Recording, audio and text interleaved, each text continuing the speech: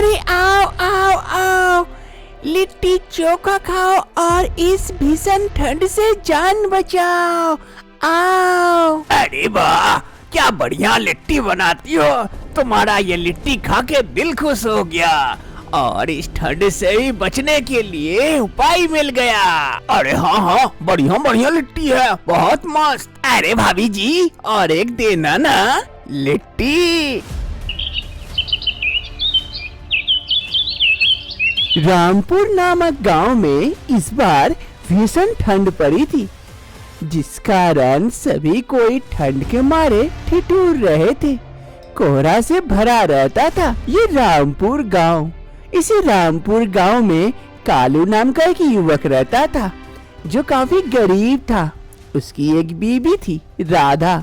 दोनों में काफी अच्छा प्रेम था। दोनों एक दूसरे के काफी करीब थे। कालू शेठ मोतीलाल के पास काम किया करता था, बोझा ढोने का। जो भी पैसे मिलते उसे घर लाकर राधा और कालू मिलकर अपना जीवन यापन खुशी खुशी से करते थे। आज भी कालू आया था सेठ मोतीलाल के पास बोझा ढोने के लिए। गांव के बाकी लोग भी सेठ जी के पास काम किया करते थे, बोझा ढोने का। अरे इस बार तो बोरियां काफी भारी हैं, हालत खराब हो जा रही है उठाने में।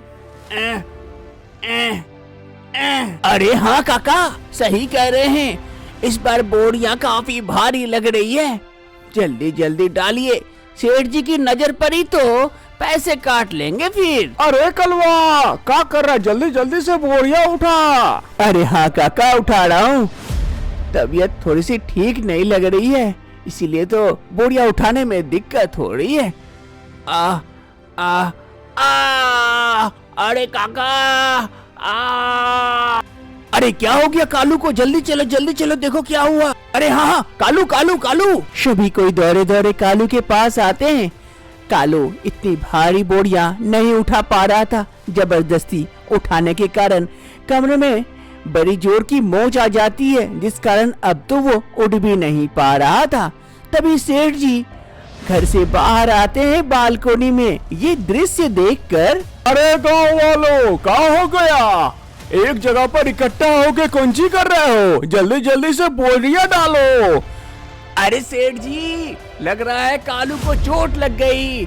इसे अस्पताल लेके जाना होगा या घर पहुंचाना होगा। अरे कालू को चोट लगी है, तुम सबको कौंची हुआ है? तुम लोग अपना बोरिया डालो और कलवा को घर भेजो। उसके बदले दूसरा लेबर बुलाओ, किसी और को बुला के लाओ। उसका पैसा काटना कलवा का और उसे देना।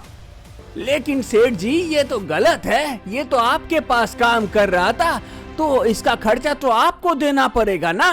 कारे बबुआ, तुमको काम करना है कि तुम्हें भी कलवा के साथ घर जाना है? सोच लो, जाना है तो कलवा के साथ घर जाओ, तेरा भी पैसा काट लेते हैं। भगाओ कलवा को, दूसरा आदमी बुलाओ। सेठ जी के डर से बाकी सभी गांव वाले काम करने लग जाते हैं। इधर कालू बिस्तर पर पड़ जाता है, जिस कारण उसका सारा काम धंधा बंद हो जाता है। घर में काफी दिक्कतें आ जाती है। घर में पैसे नहीं थे। इधर राधा कुछ समझ नहीं पाती है कि अब क्या किया जाए, पैसे कहाँ से लाया जाए। अरे अब मैं क्या करूँ, कहाँ से लाऊं पैसे? घर में अनाज नहीं है ठीक से, और वो भी इस अवस्था में पड़े हैं। इनके दवाई के लिए भी पैसे नहीं है। क्या करूँ, कुछ समझ नहीं आ रहा है। अरे राधा, राधा, सुनो जरा यहाँ। हाँ जी, आई। हाँ जी, कहिए, क्या हुआ? मैं वो कह रहा था कि कई दिनों से तो मैं बिस्तर पर पड़ा हूँ, घर में कुछ सामान भी नहीं है। कहाँ से खाना बनाओगी? क्या खाएंगे हम? अब तो मुझसे भी कुछ नहीं हो पा रहा है, क्या करूँ? ए जी, आप चिंता न करें, आप शांति से यहाँ चुपचाप लेटे रहे। मैं कुछ बंदोबस्त करती हूँ। इतने दिनों से तो आप चला रहे थे घर, अब मैं कोशिश करती हूँ। आप असहाय हैं तो क्या कीजिएगा, मैं देखती हूँ क्या कर पाती हूँ। आप चिंता न करें, मैं जरूर कोई न कोई बंदोबस्त करूँगी। मुझ पर भरोसा है ना आपको? अरे हाँ राधा, मुझे तुम पर पूरा विश्वास है कि तुम कुछ न कुछ करोगी। राधा के पास कोई उपाय नहीं रहता है, क्या करेगी कुछ समझ नहीं पाती है। गांव के बीचों बीच आकर रुकती है। अरे मैं क्या करूं, कहाँ जाऊं, क्या काम ढूंढूं, कहाँ से मिलेगा काम? आज अगर कुछ काम करके पैसे लेके नहीं गई तो क्या खाऊंगी? अब मैं क्या करूं? हे ऊपर वाले मेरी मदद कर, अब मैं क्या करूं? अब तो मेरे पास एक ही रास्ता है, आज के दिन किसी के घर से कुछ मांग लेती हूँ, अगर कुछ मिल जाए वही खा के गुजारा करूंगी। राधा को यही रास्ता सूझता है। वो दूसरे के घर जाती है कुछ मांगने के लिए, खाने के लिए कुछ मिल जाए तो, लेकिन निराशा ही हाथ लगती है। वो हार नहीं मानती है, वो दूसरे के घर जाती है मांगने के लिए। काकी काकी कुछ खाने के लिए दे दो। अरे हट्टी खट्टी तो देख रही है, काम धंधा नहीं कर सकती, भीख मांगने आ गई। चल जा, मेरे पास कोई खाना नहीं है तेरे को देने के लिए, जा आगे बढ़। वो औरत राधा को आगे भगा देती है। राधा को बड़ा ही बुरा लगता है, लेकिन बेचारी लाचार थी, वो धीरे धीरे आगे बढ़ती है, फिर दूसरे के घर जाती है मांगने के लिए। चाची खाने के लिए कुछ दे दो चाची। अरे यहाँ से भाग, यहाँ से सुबह सुबह आ गई भिखमंगी मांगने के लिए। जा, काम धाम नहीं हुआ है, इसका भीख मांगना शुरू हो गया है। राधा को सिर्फ निराशा ही हाथ लग रही थी। राधा धीरे धीरे आगे बढ़ती है, अब हर वो घर से भगाई जा रही थी, कोई भी कुछ नहीं दे रहे थे राधा को। तभी धीरे धीरे राधा एक कुटीर के बाहर जा पहुंचती है। अरे अब तो यहाँ क्या मिलेगा इस कुटीर से, सब बड़े बड़े घर वाले भगा दे रहे, तो यहाँ क्या मिलेगा? तब भी कोशिश करके देख लेती हूँ, अगर कल का कुछ बचा हो तो। काकी काकी खाने के लिए कुछ मिलेगा क्या? तभी एक बुढ़िया कुटीर से बाहर आती है, हाथ में एक प्लास्टिक लिए। अरे बेटी, मेरे घर में तो कुछ नहीं है अभी बना हुआ, ये सूखा आटा है, अगर तू कुछ बना सकती है तो इससे बना लेना। वो बुढ़िया राधा को वो आटा की थैली दे देती है और अंदर चली जाती है। अरे अब मैं इस आटे का क्या करूं?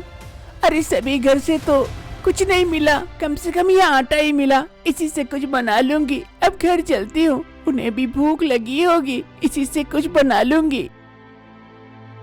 शाम होते ही काफी ठंड बढ़ जाती थी। इस गांव में चारों तरफ कोहरा ही कोहरा हो जाता था, इसीलिए राधा जो भी कुछ मांग के लाई थी आज, वो घर के अंदर चूल्हा जलाती है और उन आटों से लिट्टी बना लेती है। और चूल्हा घर में जलने की वजह से घर थोड़ा सा गर्म हो जाता है, जिस कारण इधर कालू को भी थोड़ा सा गर्म महसूस होता है, तो अच्छा लगता है। अरे राधा, ये क्या बना रही हो तुम? और चूल्हा भी घर में जलाई हो तो अच्छा लग रहा है। काफी सर्दी हो रही थी, काफी ठंडी लग रही थी, चूल्हे जलने की वजह से घर गर्म हो गया है। वो जी लिट्टी बना रही हूँ। अरे ये तो बहुत बढ़िया बात है, इस ठंड में लिट्टी खाने का मजा ही कुछ और है। लेकिन तुम्हें कैसे आया बनाने के लिए ये लिट्टी? अरे जब हम छोटे थे, मम्मी पापा लोग हमेशा बनाया करते थे और खूब मजे से हम लोग खाते थे। सोचिए आज बनाते हैं, कैसा लग रहा है आप बताइएगा। फिर राधा लिट्टी बनाने लगती है, कुछ ही समय में तैयार हो जाता है लिट्टी। और एक दोने में राधा लिट्टी लेकर कालू को देती है। ये लीजिए जी, लिट्टी बन के तैयार हो गया, खा के देखिए ना कैसा बना है। फिर कालू लिट्टी लेता है और खाकर देखता है। अरे राधा, क्या लिट्टी बनाई हो, जिंदगी में पहली बार लिट्टी खा रहा हूँ, बहुत ही बढ़िया बना है। ऐसा लिट्टी तो मैं कभी नहीं खाया हूँ। जो भी तुम्हारा ये लिट्टी खाएगा वो तो पागल हो जाएगा दोबारा खाने के लिए। बहुत बढ़िया। कालू लिट्टी खाते खाते कुछ सोचने लगता है। तभी राधा, क्या हुआ जी, क्या सोचने लग गए आप खाते खाते? अरे राधा, मैं वो सोच रहा हूँ तुम इतना बढ़िया लिट्टी बनाती हो, अगर ये लिट्टी बनाकर तुम बेची तो सोचो कितना अच्छा बिकेगा। लेकिन जी मैं लिट्टी बनाकर कहाँ बेचने जाऊंगी और कौन खाएगा मेरे लिट्टी? अरे बेचने की कहीं जाने की आवश्यकता नहीं है, घर के बाहर आग जलाकर लिट्टी बनाओ, जो भी देखेगा खाने आएगा, और एक बार खा लिया तो वो तुम्हारे हाथ का लिट्टी दोबारा खाने जरूर आएगा। तुम क्या कहती हो, बनाओगी? अरे हाँ जी, इसमें सोचने की क्या बात है, मैं जरूर बनाऊंगी। अगर इससे हमारा घर चल पाए तो मैं जरूर करूंगी। शाम होते ही गांव में कोहरा से भर जाता है, काफी ठंडी पड़ती है। तभी राधा और कालू अपना सेटअप लगाते हैं, घर के बाहर आग जलाते हैं, कोयला जलाकर, और उसमें लिट्टियां बनाने लगते हैं। गांव वाले आग देखकर धीरे धीरे वहां आ पहुंचते हैं। अरे कालू, ये क्या आग जलाकर क्या कर रहे हो घर के बाहर? इतनी सर्दी में घर के अंदर जाओ। अरे हाँ कालू बेटा, अंदर जाके रहो, इतनी सर्दी में ठंड लग जाएगी तो और दिक्कत हो जाएगी। अरे काका, हम ये लिट्टी बना रहे हैं, खाना है तो आइए, आज से नया बिजनेस स्टार्ट किए हैं। मेरी बीबी राधा बहुत अच्छा लिट्टी बनाती है, इस ठंड में बचना है तो लिट्टी खा के जाओ, मजा आ नहीं जाए तब बताना। क्या लिट्टी? काफी समय हो गए लिट्टी खाए, जरा हमारे लिए भी एक एक प्लेट लगाना, देखे तो कैसा बनाती है लिट्टी। हाँ काका, बैठिए बैठिए, आप लोग सभी बैठिए, मैं अभी आप सबके लिए लिट्टी लगाता हूँ। आग काफी तेज जल रही थी, जिस कारण वहाँ का माहौल काफी गर्म था, सभी को अच्छा लग रहा था। और इधर कालू जल्दी जल्दी से 3 प्लेट लिट्टी लगाता है और गांव वालों को देता है। गांव वाले जल्दी से गरम गरम लिट्टी खाकर देखते हैं, उन्हें तो मजा ही आ जाता है खाकर। अरे वाह कालू वाह, मजा आ गया ये लिट्टी खाकर, लगता जमाना हो गया ऐसे लिट्टी खाए रे, अब तो हर रोज खाऊंगा यहीं आकर लिट्टी, और कोई भी होगा तो मैं सबको बताऊंगा यहाँ आने के लिए। तुम्हारा 2 पैसा इनकम हो जाए, तुम्हारा घर चल जाए, इससे और खुशी की बात क्या हो सकती है। तुम खुश रहो कालू, ऐसे ही चलाते रहो। ऐसे ही धीरे धीरे गांव में सबको पता चलने लगता है कि कालू और राधा का लिट्टी बहुत ही बढ़िया होता है। गांव वाले भी धीरे धीरे यहाँ आते हैं और कालू और राधा के पास आकर लिट्टी खाकर जाते हैं, जो काफी पसंद आता है। इससे राधा और कालू का इनकम भी हो जाता है, जिससे उसका घर चलता है, जिससे राधा कुछ ही दिनों में फेमस लिट्टी वाली के नाम से फेमस हो जाती है इस गांव में।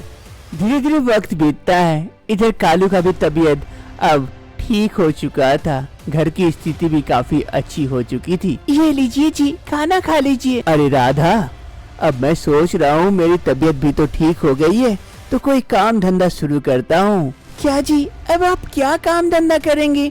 हमारा ये लिट्टी वाला काम कितना अच्छा से चल रहा है, अगर हम इसी काम को आगे बढ़ाए तो कितना अच्छा होगा, हम दोनों साथ मिलकर काम कर सकते हैं। हाँ राधा, ये तो तुम सही कह रही हो। राधा और कालू दोनों मिलकर निर्णय करते हैं कि ये लिट्टी दुकान बाजार में खोला जाए, और दोनों मिलकर बाजार में एक लिट्टी दुकान खोल लेते हैं, जहाँ राधा अंदर लिट्टी बना रही होती है और बाहर कालू लिट्टी बेचता है। गांव वाले इससे काफी ज्यादा प्रभावित होते हैं और उनके पास खूब लिट्टी खाते हैं। ऐसे कालू और राधा का लिट्टी दुकान काफी अच्छे से चल जाता है और दोनों आगे की जिंदगी अब खुशी खुशी बिताते हैं।